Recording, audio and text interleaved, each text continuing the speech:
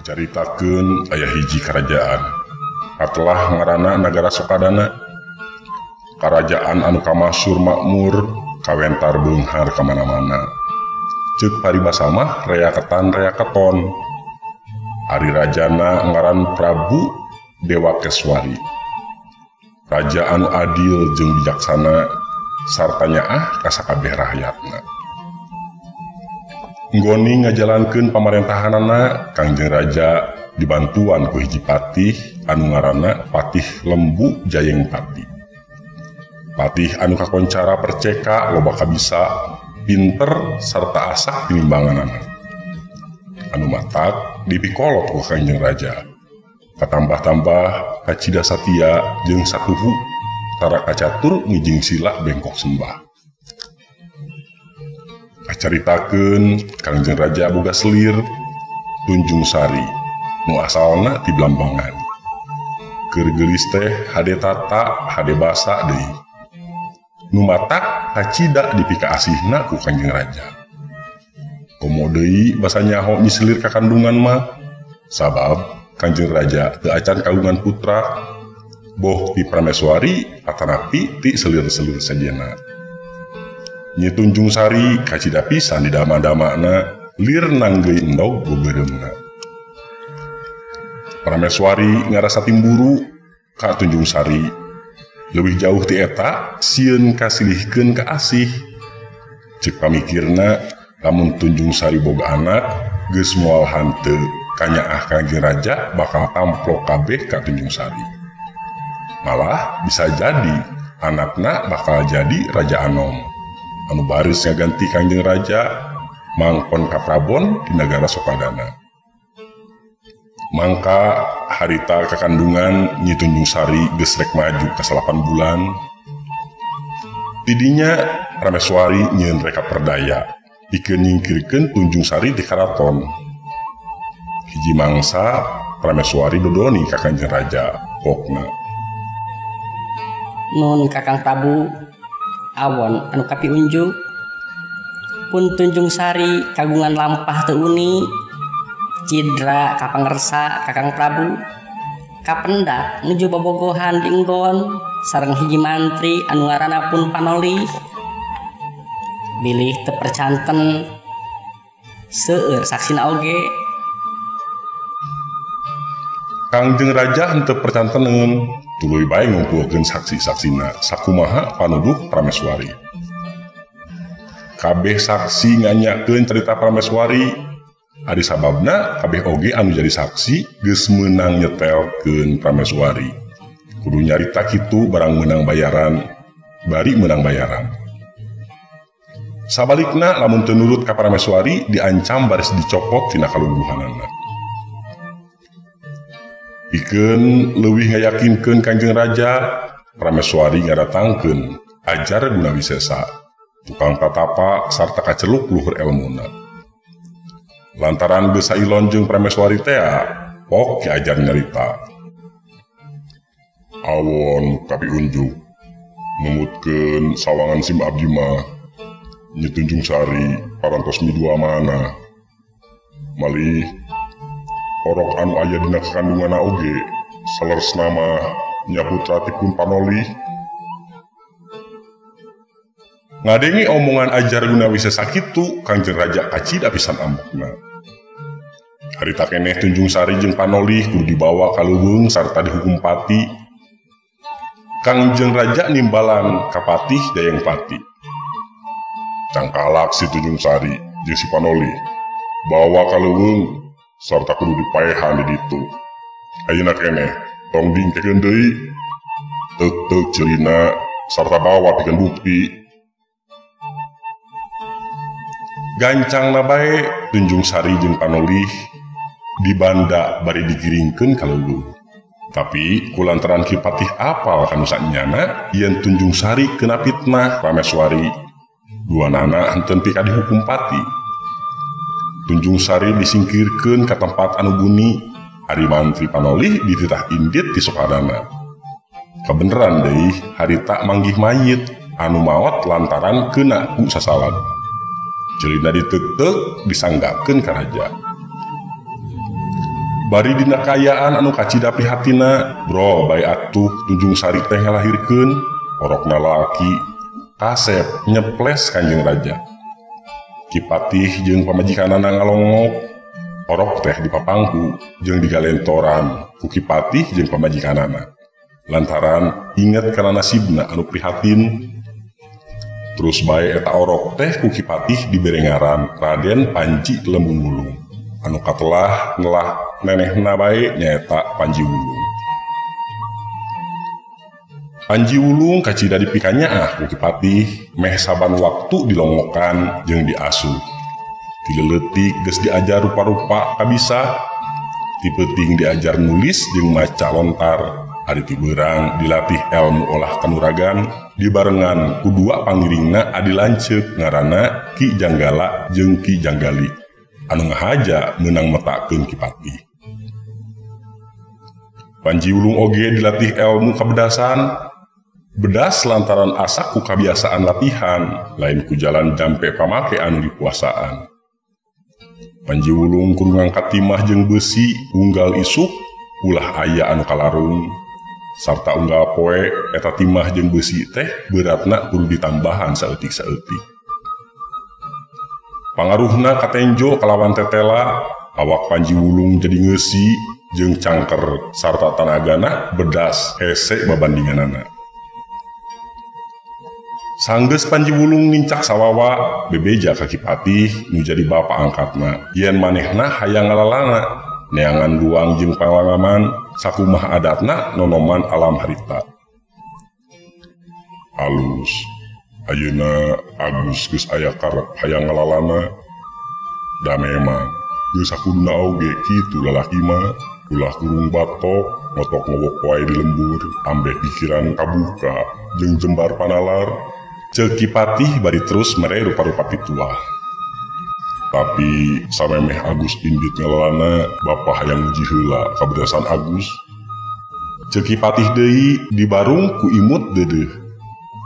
Panji Wulung kudu mentang gada besi, gada pusaka anu beratna 2 pikul. Salian ti eta kudu mentang gondewa besi anu gedena sagede tangka jambe. Gada geus dijingjing ku Panji Wulung ditangtang teng-teng jiga anu hampangeun pisan, mata kaget kabeh sakur anu ningali. Ceuk Panji Wulung kana gondewa besi, gondewa geus kajungjungkeun gampang pisan. Ceuk kana panah besi anu sagede-gede halu, tuluy dipentangkeun jauh pisan. Surak kabeh jalma anu ningali, Kipatih kacida pisan bungahna, tetela Panji Wulung tanagana bedas pisan. Di sokadana geus moal aya tandingna, geus meujeuhna lunta ninggalkeun lembur neangan luang jeung pangalaman anyar. Pocapkeun Panji Wulung geus ngalalana, lunta ti nagara dibarengan ku pangiring nu satia, pangiring kembar Janggala Rejeng Janggali.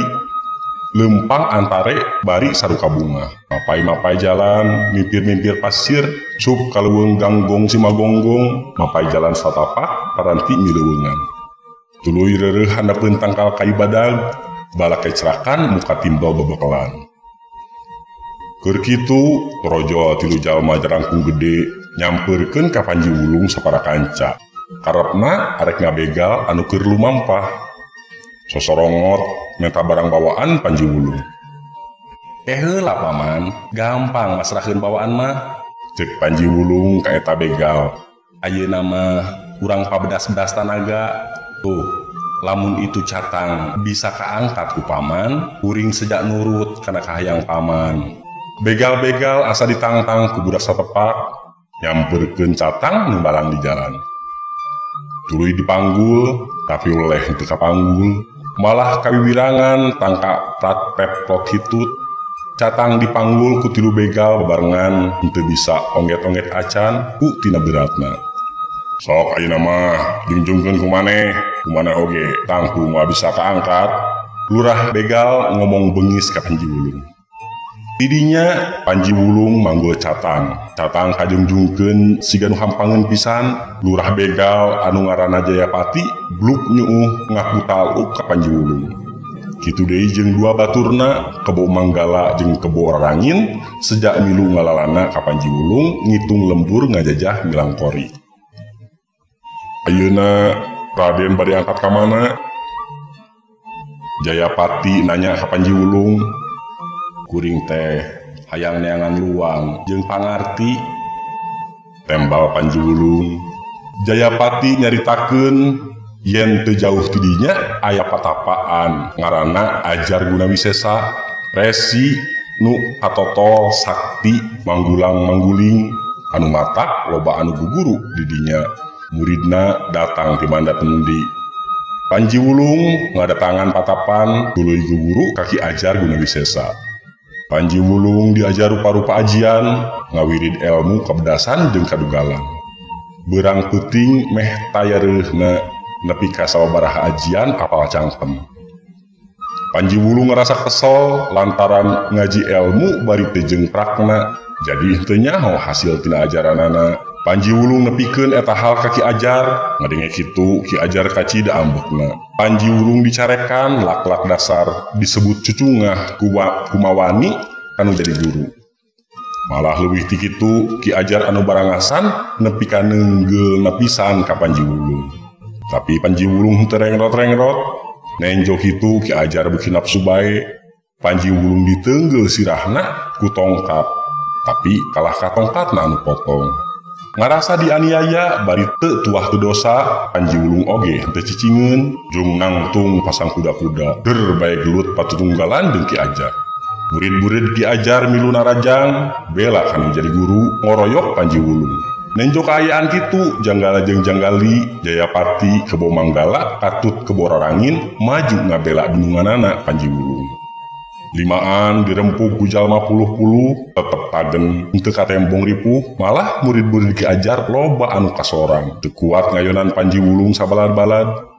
Ki Ajar tarung patunggalan ka Panji Wulung, mimitina ngadu tanaga sarua kuat jeung bedasna. Tidinya ngadukeun pakarang gagamanana. Ki Ajar mesat gobang, hari Panji Wulung nyebut keris. Akhirna Ki Ajar Gunawisesa nepi ka patina. Beuteungna budal badil ditewek ku Panji Wulung.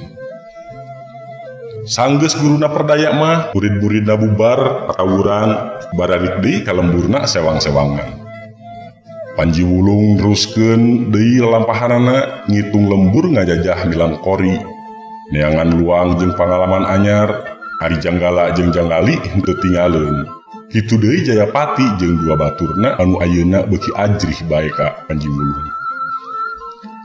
Salila leumpang Janggala Janggali cacarita yen saenyana Ajar Gunawisesa teh resi anu sapongkol jeung prameswari. Pikeun nyingkirkeun ibuna Panji Wulung, Janggala buka rusia ka Panji Wulung. Anu saestuna Raden teh putri Raja Sokadana, da ari Raden Patih mah mung Rama Pulung. Ceuk Janggala anu dihaminan ku Janggali. Ngadenge kitu Panji Wulung kacida kagetna. Barabat atuh Janggala nyaritakeun kajadian sawatara taun ka tukang di Sokadana. Nyi Tunjung Sari ibuna Panji Wulung tea dipitnah ku prameswari boga lampah serong. Pebogohan jeung hiji mantri anu ngaranna Panolih. Prameswari sapongkol jeung Ajar Gunawisesa nepi ka omonganana dipercaya ku Kanjeng Raja. Akhirnya Nyi Tunjung Sari disingkurkeun ku Patih. Panji Wulung nganuhunkeun ka Janggala anu geus muka rusiah lalakon hirupna. Henteu karasa Panji Wulung anjog ka basisir. Di tengah laut katingali kapal cai labuh jangkar. Delila aya sawatara kalasi turun tina sampan, hanjat ka darat rek ngala cai nginum keur di kapal. Apaan cai laut mah teu bisa dipake nginum. Panji Wulung sabatur-batur milu kana sampan, terus haranjat kana kapal cai rek milu balayar. Kamana bae balayarna eta kapal cai arek milu, henteu puguh anu dijugjug da keur ngalalana, anu penting mah bisa meuntas lautan. Ari anu boga kapal teh urang Malayu Patani. Umurna ngora keneh ngaranna Daeng Bramani. Marih keneh katurunan raja-raja Bugis teh akina. Daeng Bramani ampok jeung Panji Wulung, duanana ngarasa cop jeung lelembutanana. Tuluy bae sosobatan lir dulur pet ku hingis. Tidinya kapal cai maju deui ngambah sagara, anjog bae ka tanah Patani lembur Ki Daeng.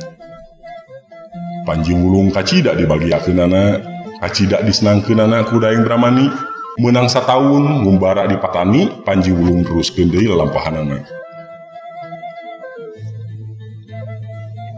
Panji Wulung teruskeun deui lalampahanana indit ka Cempa sabalad-balad. Inditna dibarengan ku Daeng Bramani anu embung paanggang jeung sobatna. Daeng Bramani jeung Panji Wulung geus kedal janji arek terus babarengan, kacai jadi saleubi, kadarat jadi salebak. Datang ka nagara Cempa, Panji Wulung jeung batur-baturna lumampahna milemburan. Masisian nepi ka hiji lembur anu singkur. Panji Wulung bubujang di hiji tukang tani, molah sawah, molah kebon dilakonan. Henteu tumarimpang bobolokot kuletak, pagaweanana nyugemakeun pisan si tukang tani, lantaran hasil tatanena cukul leuwih ti biasa. Kacaritakeun dina hiji mangsa eta lembur diserang jeung diranjah ku begal. Urang lembur teu aya daya upaya ngayonan begal anu jumlahna leuwih loba. Barengis sarta taya ras-rasan pisan, Panji Wulung jeung Daeng Bramani katut para pangiringna anu limaan teh merangan begal nepi ka loba anu paeh sawareh deui kalabur ka taburan. Begal anu nyesa ngan kari tujuhanana tarakluk ka Panji Wulung sarta janji rek satia satuhu ka Panji Wulung. Sanggeus aya kana sataun cicing didinya, Panji Wulung teruskeun deui lalampahanana mapai-mapai leuweung geledegan. Ayeuna mah anu leumpang teh jadi lobaan, dari tambahan ku begal anu tujuhan teh. Kabeh ngarasa ajri ka Panji Wulung.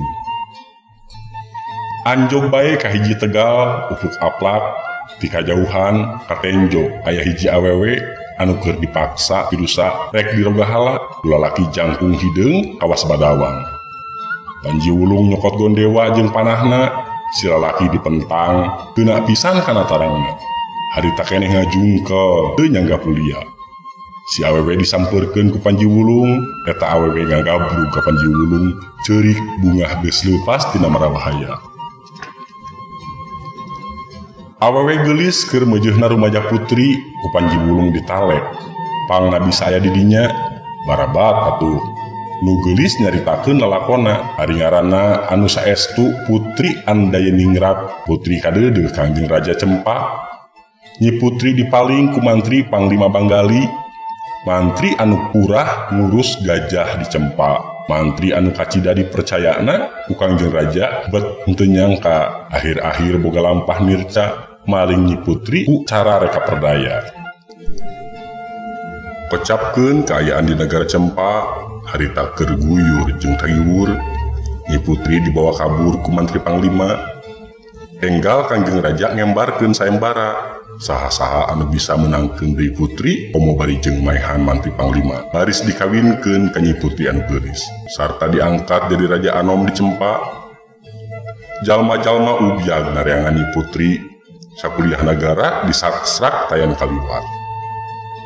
Aya mantri ngora ngaranna Andakasura, manehna manggihan mantri Panglima Banggali geus jadi mayit ngajoprak di Tegal sisi leuweung.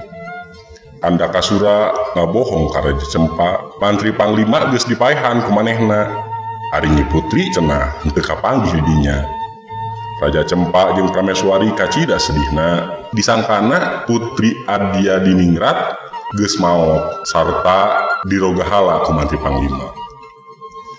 Panji Wulung ngutus Daeng Bramani pikeun ngirimkeun surat ka Raja Cempa. Eusi suratna netelakeun yen Nyi putri salamet sarta ayeuna keur aya di jalan reka karaton.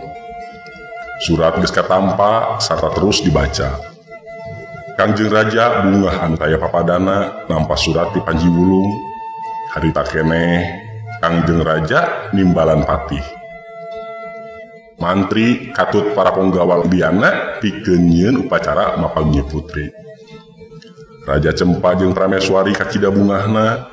Panji Wulung dikawinkeun jeung Nyi putri sarta harita keneh dijenengkeun Prabu Anom. Ngaranna diganti jadi Pangeran Dewa Kusuma. Ari Daeng Bramani jadi Demang Urawan. Der ngayakeun pesta 7 hungi 7 dinten.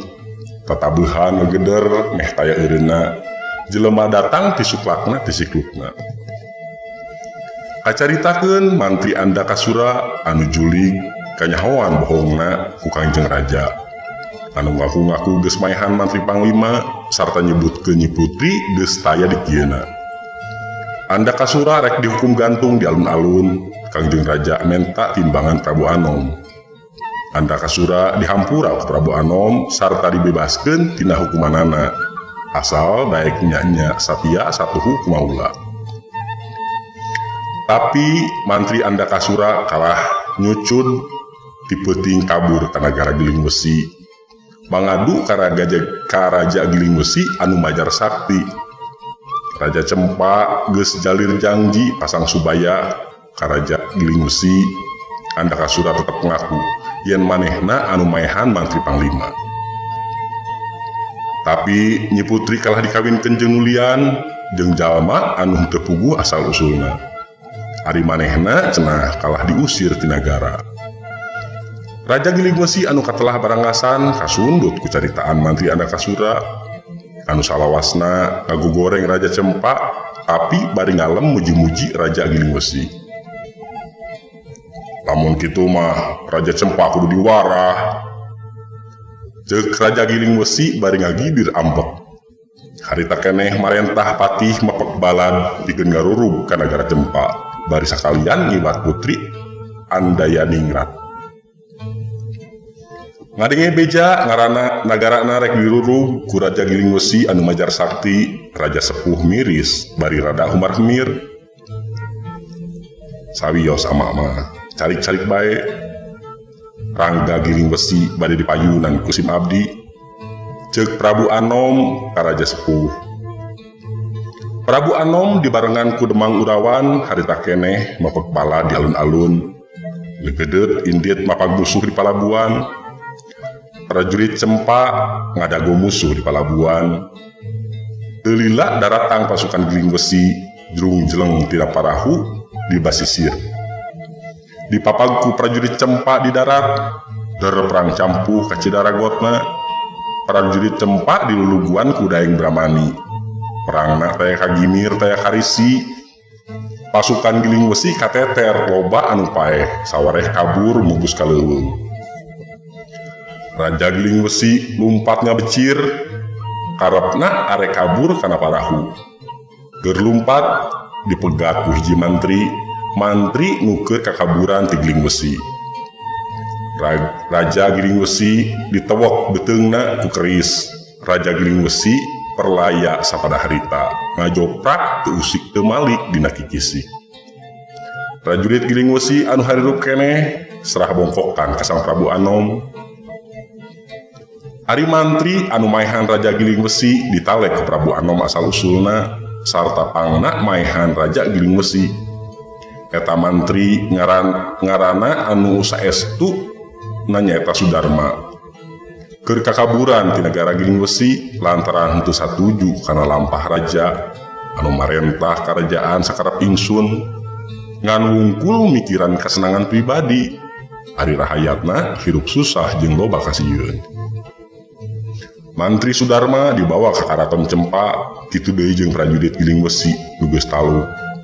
Sudarma diangkat jadi patih Giling Besi, ngaranna diganti jadi patih kalana Suraludira. Minangka wawakil Raja Cempa di Giling Besi, der atuh ngayakeun pesta rongkah. Urang Cempa jeung urang Giling Besi ngahiji. Suka seuri, suka bunga, pesta babarengan. Dina hiji mangsa, Raja Sepuh ngaraos yen anjeunna geus meujeuhna liren jadi raja. Nya kalungguhan dipasrahkeun ka mantuna anu geus katulup sarta kauji bobosena. Sarta katinggalnya ahna ka sakumna rakyat. Prabu Anom kapakancenan mangkon ka Prabon ngeheuyeuk dayeuh di Karajaan Cempa katut sawatara nagara jeung daerah bawahanana. Gelarna anu anyar Adipati Dewa Kusuma. Kocapkeun di negara Sukadana. Patih Jayeng Patih anu ngarorok Panji Wulung keur budak ayeuna geus boga anak lalaki cawawa. Ngaranna Raden Panji Pamekas. Raden Panji dijadikeun anak pukut ku raja lantaran Kangjeng Raja teu kagungan putra, malah digadangkeun baris ngagentos anjeunna jadi Prabu Anom di nagara Sokadana. Patih Jayeng pati inget ka Panji Wulung keur kitu torojol utusan ti Raja Cempa Demang Urawan katut janggala janggali ngirimkeun surat ti Panji Wulung. Anu ayeuna geus mangku ka Prabon di Cempa sanggeus dibaca sarta dibaca eusina, Ki Patih jeung pamajikanana kacida bungahna.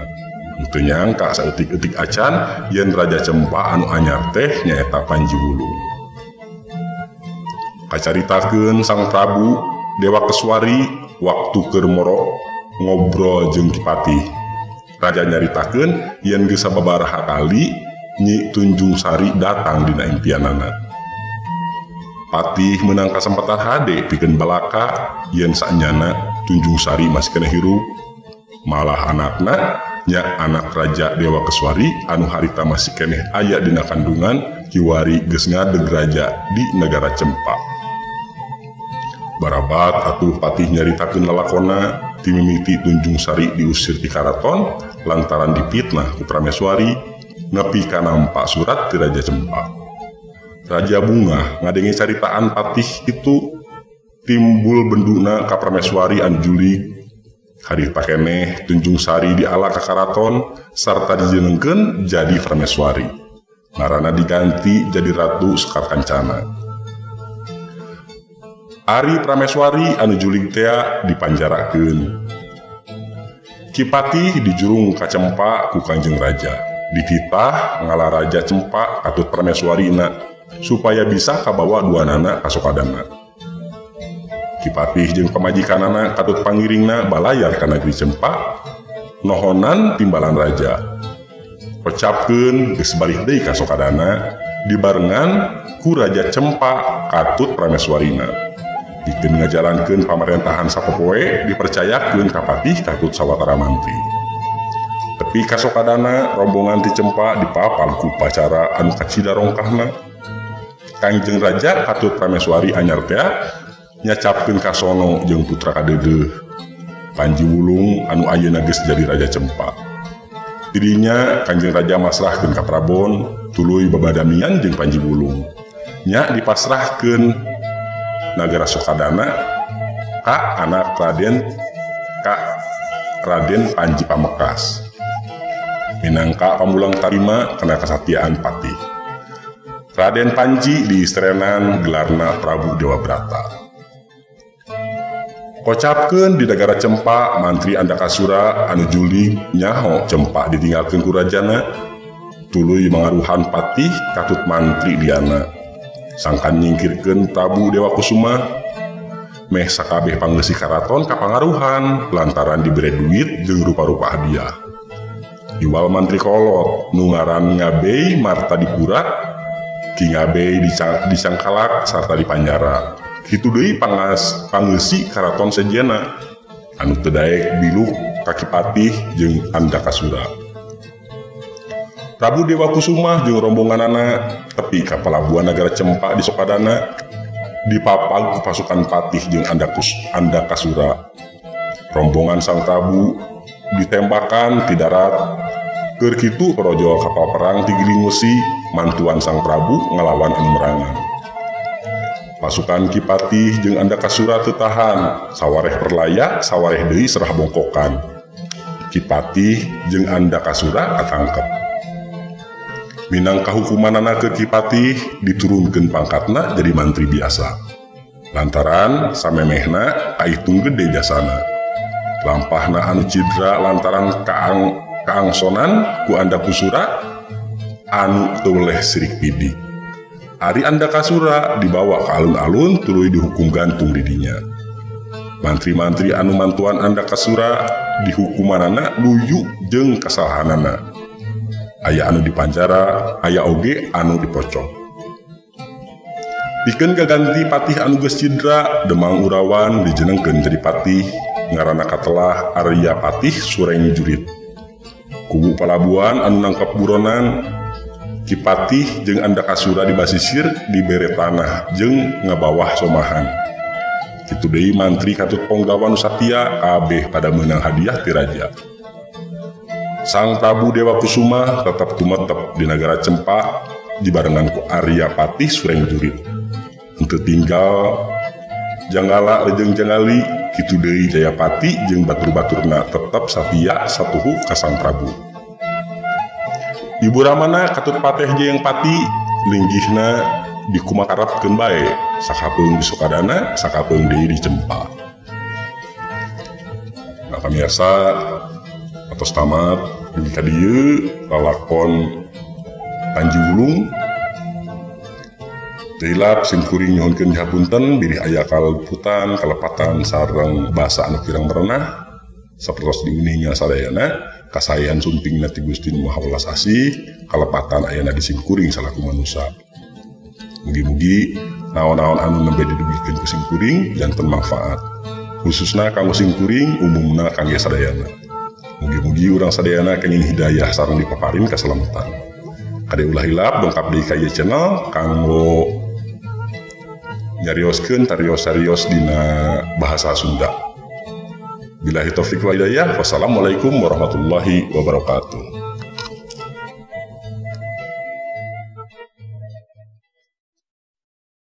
Caritakeun aya hiji kerajaan atelah ngaranna Nagara Sukadana.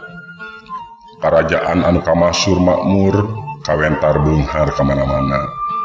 Ceuk paribasa mah reaketan reaketon. Ari rajana ngaran Prabu Dewa Keswari. Raja anu adil jeung bijaksana sarta nyaah ka sakabeh rakyatna. Nggoni ngajalankeun pamarentahanana Kangjeng Raja dibantuan ku hiji patih anu ngaranna Patih Lembu Jayeng Pati.